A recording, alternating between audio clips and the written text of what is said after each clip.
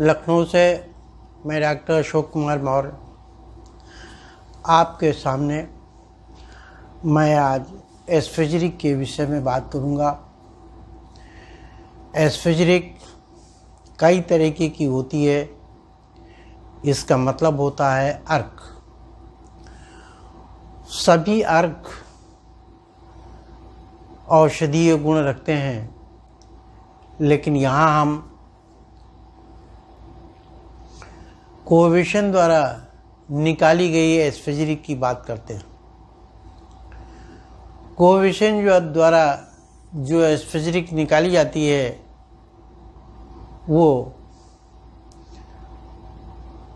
Colourless होती है, लेकिन उस एस्फेजिरिक में सुगंध होती है, टेस्ट होता है। लेकिन आप लोगों को ये पढ़ाया गया है कि एस्फेजिरिक कलरलेस, ऑडरलेस और टेस्टलेस होती है। ये एस्फेजिरिक की कंसिस्टेंसी पर निर्भर करता है। देखिए, ये कि हमारे पास में बोतल है, लेबल पर मत ध्यान दीजिएगा। अभी हमारे पास लेबल तैयार नहीं है, इसलिए हमने काम चलाऊ लेबल लगाए हैं। इसमें कॉम्प्लेक्स कंसंट्रेट एस्फेजिरिक भरी है। इसको हम कहते हैं CCS। C फॉर कॉम्प्लेक्स, दूसरा C फॉर कंसंट्रेट और तीसरा S फॉर एस्फेजिरिक। CCS ये वो एस्फेजिरिक है जो हमने कोविशन प्लांट से सीधे निकाली है और इसे अनुपात के हिसाब से आपस में मिला लिया है और उसके बाद में इस शीशी में भरकर आपको दिखा रहा हूँ। क्योंकि इस शीशी में आपको कलर नहीं दिखता, इसलिए हम इसे बाहर निकाल कर दिखाएंगे। देखिए, इसमें एक बूंद भी पानी नहीं मिलाया गया और न ही इसमें अल्कोहल मिलाया गया और ये करीब 2 महीने की निकाली गई एस्फेजिरिक है। इसका जो कलर है वो ये है। इस एस्फेजिरिक में एक बूंद भी पानी नहीं मिला और इसमें अल्कोहल भी नहीं मिला है। जैसे प्लांट से निकला है उसी तरीके से यह है। यदि इसको पीते हैं तो इसमें एक टेस्ट मिलेगा, सूंघने पर एक सुगंध मिलेगी। हम आपको पी कर दिखाते हैं।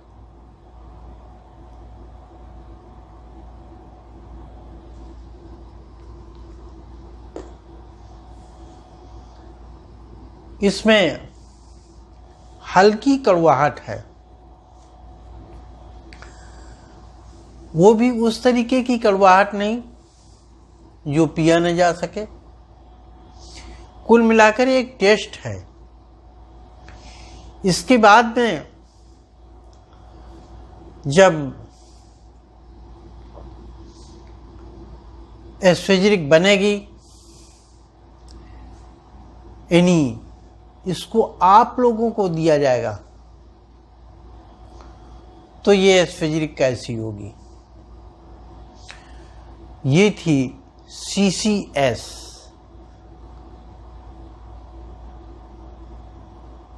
कॉम्प्लेक्स कंसंट्रेट एस्फेरिक जब आप लोगों को दी जाएगी तो ये होगी डाइल्यूट कॉम्प्लेक्स एस्फेरिक,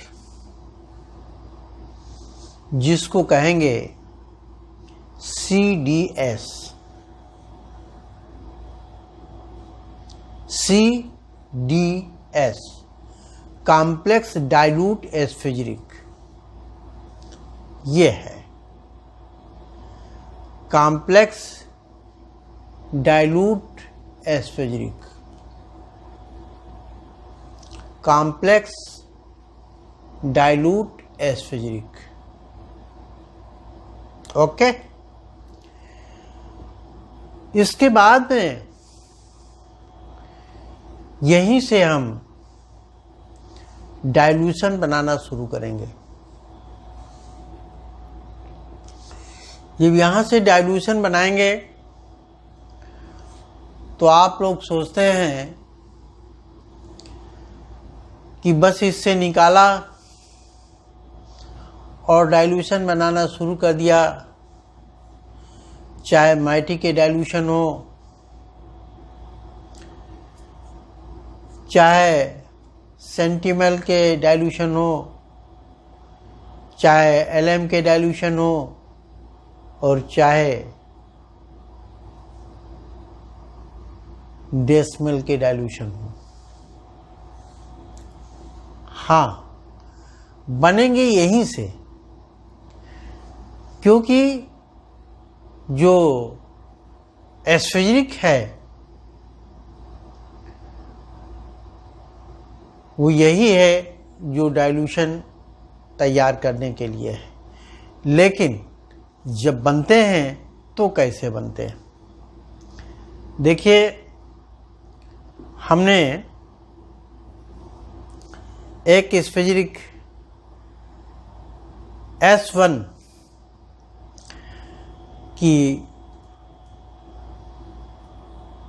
D के डाइल्यूशन में बनाने के लिए एस्फेरिक हमने तैयार की है। इससे जो मेडिसिन बनेगी वो D में बनेगी। आप लोग देख रहे हैं, दिख रहा है, इसमें है 1/10। इसका मतलब है 1:9 के रेशियो से बनेगी। और दूसरा है DCS डाइल्यूट कॉम्प्लेक्स एस्फेरिकेशंस, और S1 की ये एस्फेरिक है। अब हम जब मेडिसिन बनाएंगे, डाइल्यूशन बनाएंगे, तो यहां से बनेगी। इससे हम निकालेंगे D1 बनाने के लिए 3 ml मेडिसिन इससे निकालेंगे और 27 ml हम व्हीकल लेंगे। एक शीशी में डालकर हम उसे सेक कर देंगे। ये हमारा बनेगा D1। उसके बाद में फिर उससे 3 ml निकालेंगे और 27 ml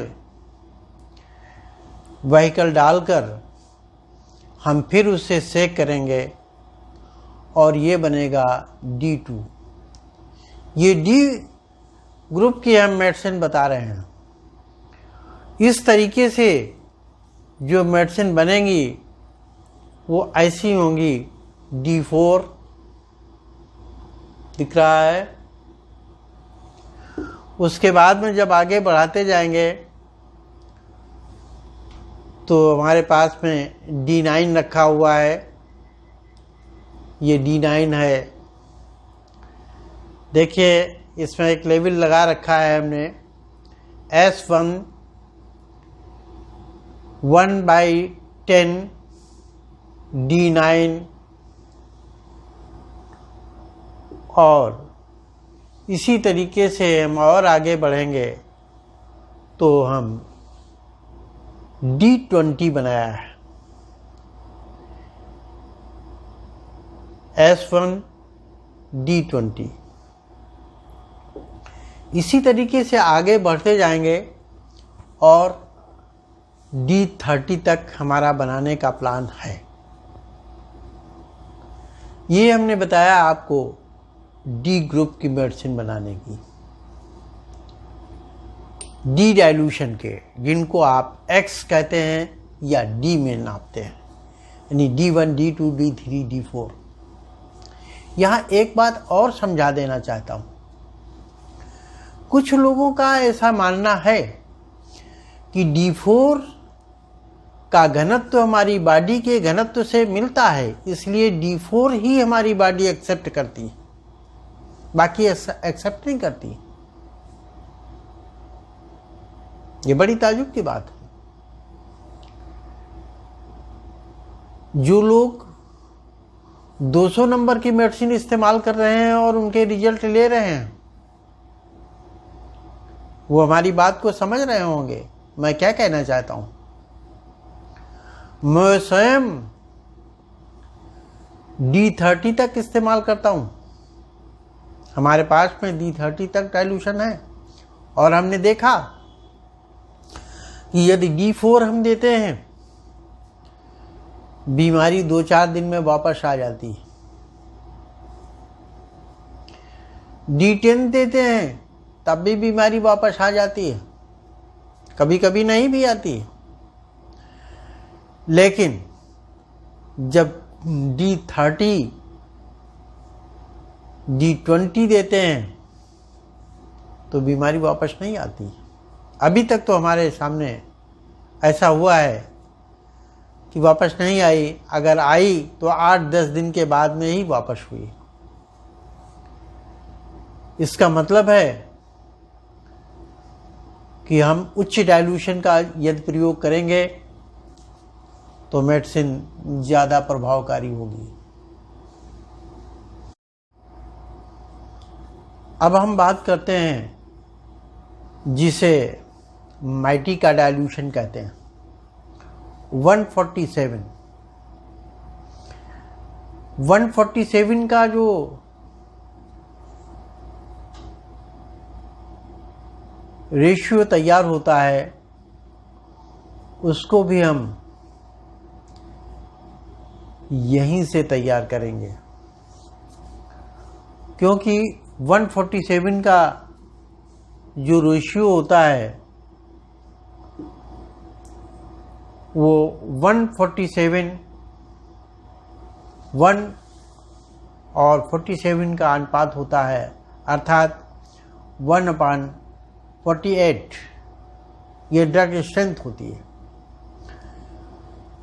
उसके बाद में कुछ लोग 150 का रेशियो रखते हैं, 149 ड्रग स्ट्रेंथ होती है 150, तो हम 150 की बात करते हैं, वो ये होता है 1/50 DCS dilute complex aspheric essence और S1।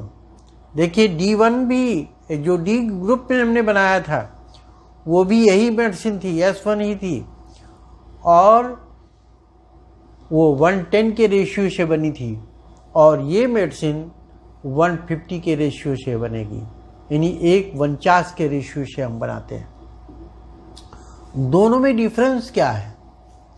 दोनों में डिफरेंस ये है कि इनके नंबर में फ़र्क हो जाएगा, इनकी जो औषधीय मात्रा है उसमें फ़र्क हो जाएगा। जो औषधीय मात्रा में फ़र्क हो जाएगा, तो यदि आपने D1 दिया है, कभी दूसरी बार पेशेंट आया, उसको माइटी का फर्स्ट डाइल्यूशन दे दिया, तो वो कहीं और काम करेगा, रिजल्ट अच्छा नहीं मिलेगा। जिसको आपने जो डाइल्यूशन दिया है वही डाइल्यूशन रिपीट करिए। यदि वो डाइल्यूशन रिपीट नहीं करते तो अच्छा रिजल्ट नहीं प्राप्त कर पाओगे। इस तरीके से 150 के हिसाब से बनाएंगे। इसमें एक भाग मेडिसिन निकालेंगे और 49 भाग व्हीकल लेंगे, एक हल्का सा सेक देंगे और फिर फर्स्ट डाइल्यूशन तैयार हो गया। इसी तरीके से एक भाग उससे निकालेंगे और 49 भाग व्हीकल लेंगे और ये दूसरा डाइल्यूशन तैयार हो गया।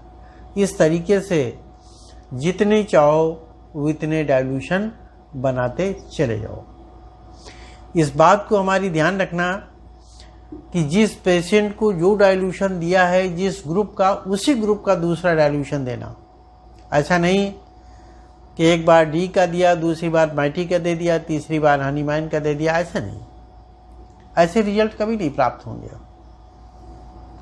तो हमने आपको 2 डाइल्यूशन बताए, 110, 150। अब आपको बताने जा रहे हैं 100, 199 का रेशियो। इस डाइल्यूशन का जो उपयोग होता है वो होम्योपैथी में ज़्यादा होता है। देखिए एक स्केल है, ये होम्योपैथी बपौती नहीं है, ये इसको कोई भी बना सकता है। इसमें क्या करते हैं, एक भाग मेडिसिन लेते हैं और 99 भाग व्हीकल लेते हैं और फिर उसमें सेक देते हैं। ये फर्स्ट डाइल्यूशन बनता है। इसके बाद में जैसे हमने पहले बताया कि इससे एक भाग निकालेंगे, 99 भाग व्हीकल डालेंगे और ये दूसरा डाइल्यूशन बनेगा, फिर तीसरा बनेगा, चौथा बनेगा, पांचवा बनेगा, ऐसे वो बनता जाएगा। अब ये तीनों डाइल्यूशनों में अंतर क्या है, ये आप लोगों को मुख्यतः समझना चाहिए। इनमें जो औषधीय मात्रा है उसमें फर्क हो जाता है।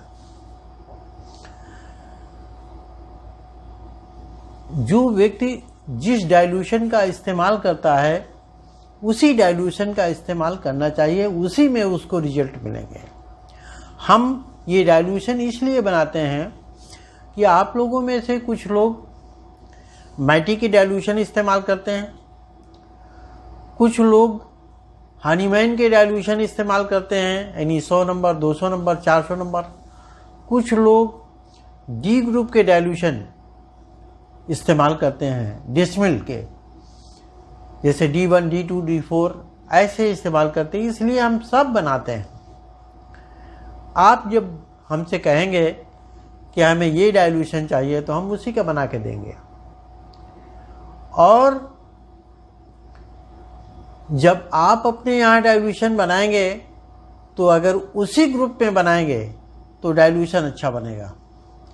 यदि हमसे आपने 1/100 का डाइल्यूशन लिया है, यानी हनीमैन वाला डाइल्यूशन लिया है और उससे डी बनाना चाहेंगे तो अच्छी रिजल्ट नहीं मिलेंगे।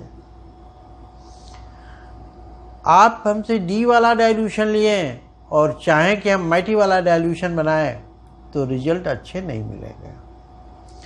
आपको पहले से बताना पड़ेगा अच्छे रिजल्ट लेने के लिए हमें कौन से डाइल्यूशन चाहिए।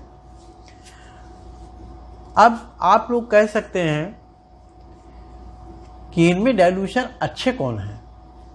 देखिए डाइल्यूशन सब अच्छे हैं, आपकी प्रैक्टिस के ऊपर ये बात निर्भर करती है कि आप डाइल्यूशन का उपयोग कैसे करते हैं। देखिए पहले हनीमैन का ही डाइल्यूशन चलता था, बाद में डिस्मल स्केल बनाया गया, तो ये कुछ सोच समझ करके बनाया गया है। डिस्मल स्केल की दवाएं ज़्यादा अच्छा काम करती हैं। हम लोग जो पढ़ते थे तो ये डिस्मल स्केल की दवाएं नहीं होती थी, ये बायोकेमिक में इस्तेमाल होती थी। लेकिन आज लोग ये पूरी तरीके से स्वीकार कर लिए हैं कि डिस्मल स्केल यानी डी की दवाएं ही ज़्यादा अच्छी होती हैं। अब सवाल इस बात का है कि बहुत सारे लोग हमसे इस बात को कहते हैं, तमाम फ़ोन हमारे पास आया करते हैं, मेडिसिन अच्छी नहीं है, मेडिसिन का रिजल्ट नहीं मिलता है। इसका मैं आज कारण बताता हूँ। मैं मानता हूँ कि मेडिसिन अच्छी नहीं मिलती, लेकिन एक कारण ये भी है, आज लोगों का रेजिस्टेंस बहुत हाई हो गया है। आप केवल डी से ट्रीटमेंट करना चाहेंगे वो संभव नहीं है। बहुत सारी कंपनियां D3 बना करके देती हैं, कहते हैं D4 बना लो, वो आप लोग बना लेते हैं, फिर कहते हैं रिजल्ट नहीं बनाते हैं, रिजल्ट नहीं मिलता। अरे कैसे मिलेगा? आप D10, D20, D30, D50 बनाइए और रिजल्ट लीजिए। आज बॉडी का रेजिस्टेंस बहुत हाई हो गया है। पुराने समय में लोग एंटीबायोटिक औषधियाँ नहीं खाते थे। आज जब पेशेंट आता है तो तमाम जगह से घूम करके आता है, हाई एंटीबायोटिक खा करके आया है, उसका रेजिस्टेंस बहुत हाई होता है। तो ये दवाइयाँ कहाँ काम करती हैं? उसको और ऊंचे देना पड़ेगा। ज़्यादा अच्छा तो बहुत अच्छी अगर प्रैक्टिस चलानी है तो आपको औषधियों के मेडिसिनल शक्ति का पूरा ज्ञान होना चाहिए और इस बात की भी नॉलेज होनी चाहिए, इतनी अच्छी प्रैक्टिस होनी चाहिए, अनुभव होना चाहिए कि इस मेडिसिन के बाद में कौन सी मेडिसिन हमको चलानी है और कौन सा डाइल्यूशन देना है। लेकिन दुर्भाग्य इस बात का है कि लोग कहते हैं कि ज़्यादा डाइल्यूशन रखने की क्या ज़रूरत। नहीं भाई, नहीं रखोगे तो प्रैक्टिस बहुत अच्छी नहीं होगी। मैंने अपनी क्लिनिक पे जितने पेशेंट देखे हैं, शायद 2-1 पेशेंट ऐसा हो जिसने कंप्लेन की कि फ़ायदा नहीं हुआ। बाकी एक भी पेशेंट ऐसा नहीं है जिसने बताया फ़ायदा नहीं हुआ। हाँ, कुछ ऐसे लोग ज़रूर हुए हैं जो बीच में दवाइयाँ छोड़ दी हैं। हमारी दवाएं आँखों पर बहुत अच्छा रिजल्ट देती हैं। हमने आँखों के पेशेंट कई ठीक किए हैं जिनकी आँखों से पानी बहता था, आँखें लाल होती थीं और खुजली होती थी, बहुत परेशानी होती थी। मैं कभी उनका इंटरव्यू आप लोगों के सामने रखूँगा। बहुत अच्छे रिजल्ट आए। अभी मैं नाम नहीं लूँगा, दवाएं पंजाब भेजी थी, वहाँ से शिकायत आई कि दवा ने काम नहीं किया, बल्कि प्रॉब्लम बढ़ गई। अब चूंकि इतनी जल्दी दवाएं नहीं भेजी जा सकती, तो हमने वो दवाओं में ही थोड़ा बदलाव किया, वहीं से ये छोड़ दीजिए, इसको इस्तेमाल कीजिए। शायद वो बात उनकी समझ में नहीं आई। यहाँ एक बात और स्पष्ट कर देना चाहता हूँ, यदि कोई दवा इस्तेमाल किया और वो फायदा नहीं किया, जो लक्षण दबाने थे वो लक्षण दबाए नहीं, बल्कि वो लक्षण बढ़ गए, तो इसका मतलब है कि दवा ठीक थी। नंबर गलत था, आप उसके नंबर में परिवर्तन कर दें, वही दवा काम कर जाएगी। देखिए, दवा ने एक्शन किया, उतना नहीं किया जितना हम चाहते थे, तो फिर उसमें थोड़ी तब्दीली कर दीजिए, बदल लीजिए, लक्षण बदल जाएंगे।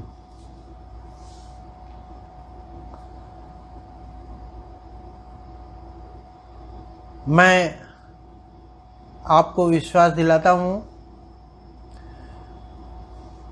हमारे पास नंबर ऑफ पेशेंट कम है, लेकिन जो पेशेंट हैं वो दूर दूर से आते हैं।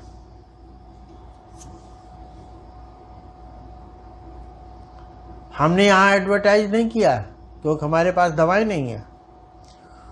जो सुने सुनाए लोग हैं, किसी एक को हमने दवा दिया, फायदा हो गया, वो अपने सारे रिश्तेदारों को बताया कि वहां से दवा लाओ जा करके, वहां फायदा होता है, और उनके रिश्तेदार आने लगे।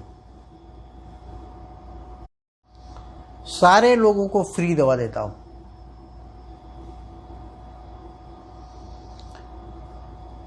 कुछ लोग कहते हैं कि जब फायदा हो रहा है तो पैसा लेने में क्या बुरा है। मेरा कहना है,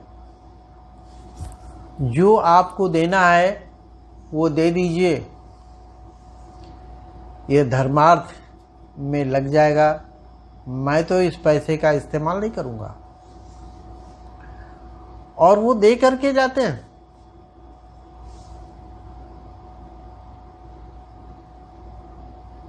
उस पैसे का उपयोग मैं सामान खरीदने में लेता हूं। क्यों? क्योंकि अभी हमारे यहाँ ना तो दवाएं उपलब्ध हैं पूरे ढंग से, और ना ही सामान उपलब्ध है।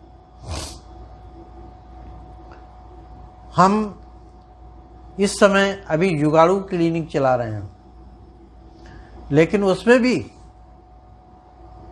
बहुत अच्छे रिजल्ट आते हैं। और इसका कारण मैं बताऊं, कारण क्या है? कारण यह है, कोविशन मेथड से बनी हुई दवाएं।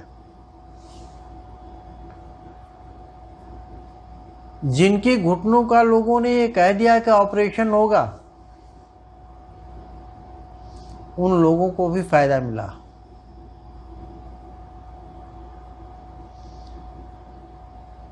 जिन लोगों को डॉक्टर ने कह दिया कि आंखों में एलर्जी हो गई, ये नहीं ठीक होगी, वे लोग भी ठीक हो गए। लेकिन जरूरत इस बात की है कि आपको लगन और विश्वास के साथ में दवा खानी पड़ेगी, और यही नहीं हो पाता। कहीं विश्वास नहीं बनता, कहीं लगन के साथ में नहीं खाते हैं।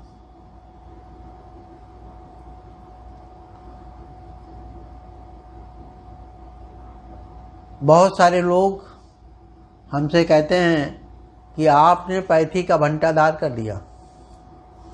अरे मैंने कौन सा भंटाधार कर दिया भैया?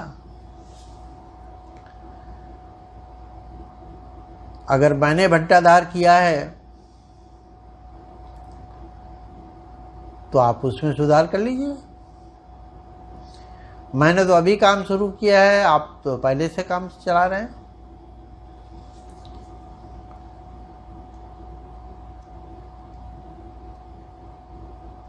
देखिए, दवाएं जो हैं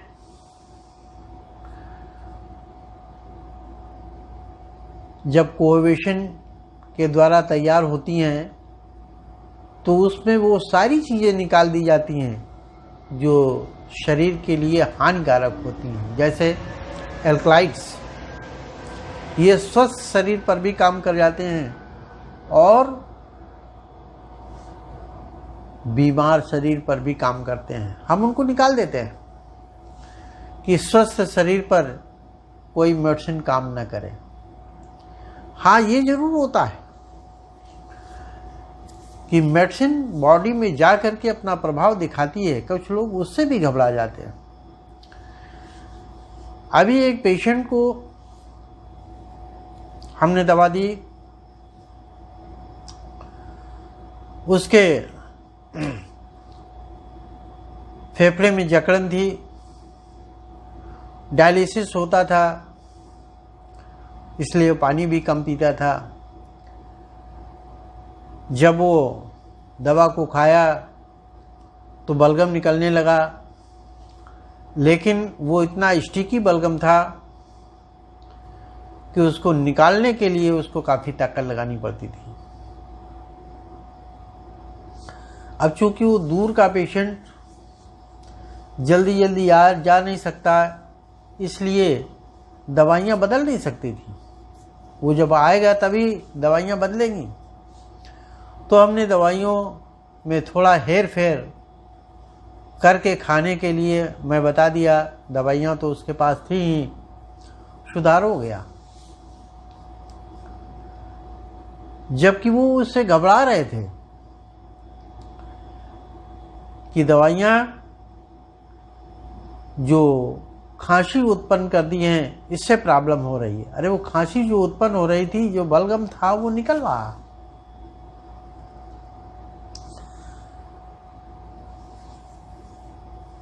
दवाइयाँ जब बॉडी में जाती हैं तो जो फॉरेन बॉडी के अंदर होती है वो बाहर फेंकती है, तभी वो शुद्ध होगा। अभी कल परसों की बात है,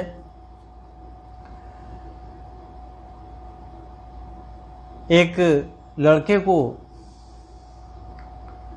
पेट दर्द हो रहा था।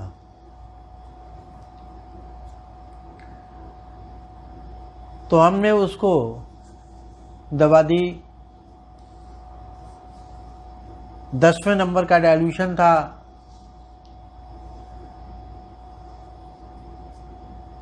दस मिनट बाद उसको एक उल्टी हुई। उल्टी में ब्लड निकला। अब उसकी माँ देखकर घबरा गई कि ये ब्लड कहाँ से आया। जबकि बात ये थी, उसकी नाक से ब्लीडिंग हुई थी, वो ब्लड अंदर चला गया था और आमाशय में पड़ा हुआ था, उसके कारण ये प्रॉब्लम हुई थी। जब उसको 2 बार इस तरीके की उल्टी हुई और ब्लड निकल गया तो आराम हो गया। तो ये दवाएं बॉडी में फॉरेन बॉडी रुकने नहीं देती, लेकिन यदि इसी में आदमी घबरा जाए तो फिर उसका कोई रास्ता नहीं।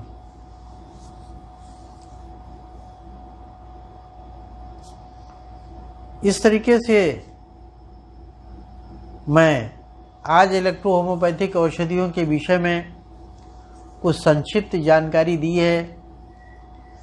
अगले दिन फिर मैं किसी बात को लेकर के आपके सामने उपस्थित हूँगा। आज मैंने इस बात को स्पष्ट किया कि एस्फेजरिक एसेंस कलरफुल नहीं होता, वो कलरलेस होता है। एक बार मैं फिर आपको दिखाता हूँ, ये एस्फेजरिक है, इसमें एक बूंद भी पानी या अल्कोहल नहीं मिला हुआ है। और इसको चाहें तो ये पूरी शीशी पी सकते हैं, कुछ नहीं होगा।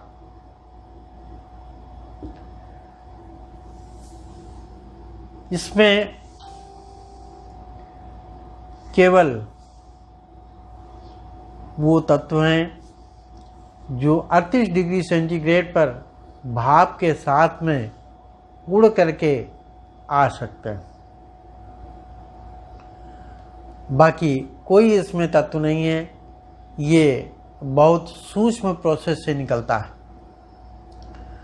और इसमें जो औषधीय गुण होते हैं वो बहुत अच्छे होते हैं, क्योंकि 38 डिग्री सेंटीग्रेड पर जो कोहेशन होता है उसकी गुणवत्ता बहुत अच्छी होती है।